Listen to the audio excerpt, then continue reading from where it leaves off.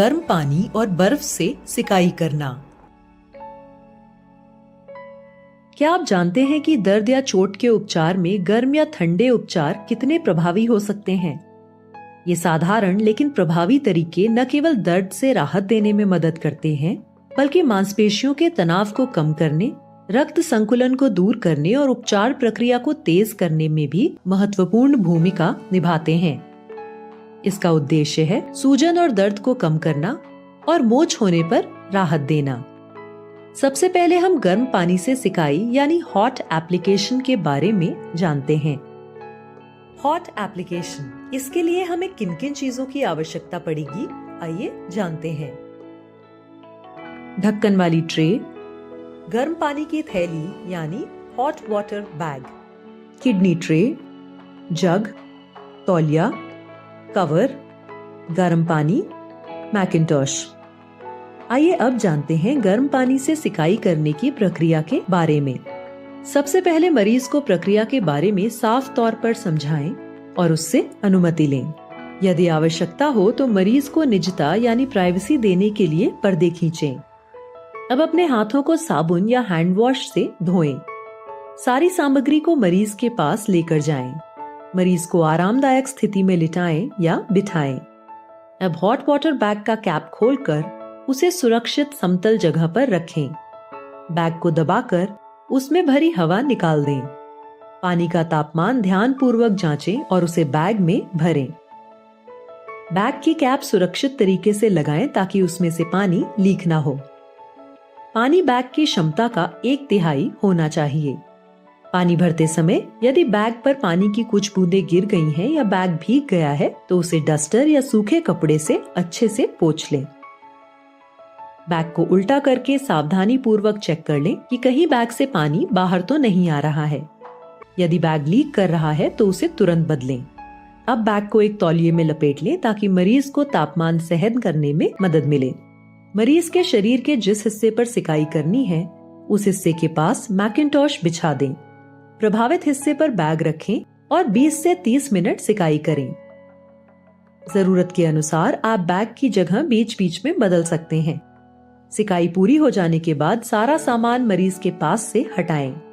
यदि सिकाई किए गए अंग के पास नमी है तो उसे साफ कर दें।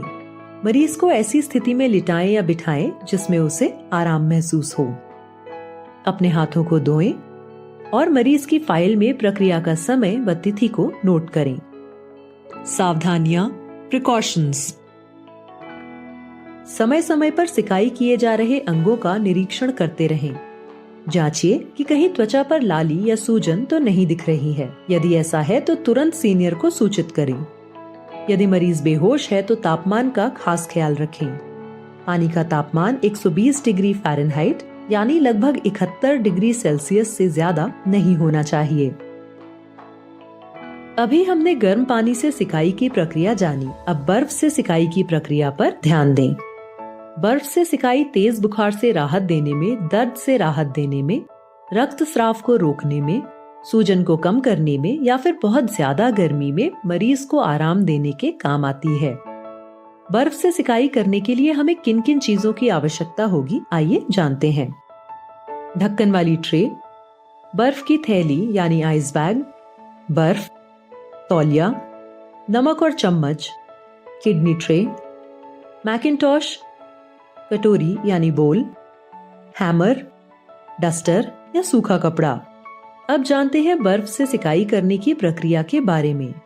सबसे पहले मरीज को प्रक्रिया के बारे में अच्छे से समझाएं और उससे सहमति लें। मरीज की निजता बनाए रखने के लिए पर्दे खींच दें। अब अपने हाथों को साबुन या हैंड वॉश से धोएं। सारी सामग्री को मरीज के पास लेकर जाएं। मरीज को ऐसी स्थिति में लिटाएं या बिठाएं जिसमें उसे आराम महसूस हो। मरीज के शरीर के जिस हिस्से पर सिकाई करनी है उस हिस्से के पास मैकिंटॉश बिछा दें। बर्फ को छोटे छोटे टुकड़ों में तोड़ लें।